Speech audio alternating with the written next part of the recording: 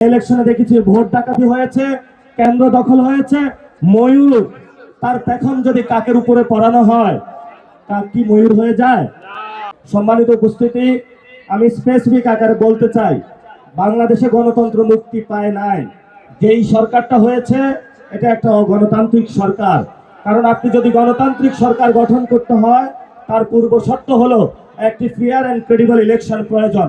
কিন্তু এই ইলেকশনে দেখেছি আমরা ইঞ্জিনিয়ারিং হয়েছে, এই ইলেকশনে দেখেছি ভোট ডাকাতি হয়েছে, কেন্দ্র দখল হয়েছে এবং সিস্টেমেটিক একটা অপারেশনের মধ্য দিয়ে বাংলাদেশের জনগণের যে রায়, সেই রায়কে দিল্লিতে এবং লন্ডনে যে চুক্তি হয়েছিল সেই চুক্তি অনুযায়ী সরকার গঠন করা হয়েছে।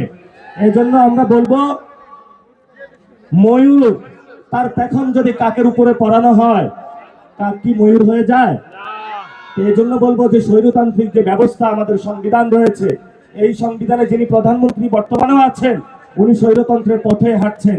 এই জন্য আমরা ওনাকে বলবো, বাংলাদেশের মানুষকে ঐক্যবদ্ধভাবে আমাদেরকে সংবিধান সংস্কার সভা যেটা আছে এটা বাস্তবায়ন করতে হবে।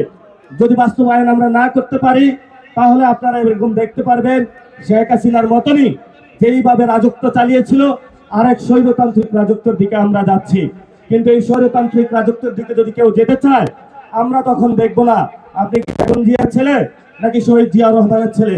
লড়াইটা হবে ফেসিবাদ এবং ফেসিবাদী বিরোধী লড়াইয়ের শক্তির মধ্যে।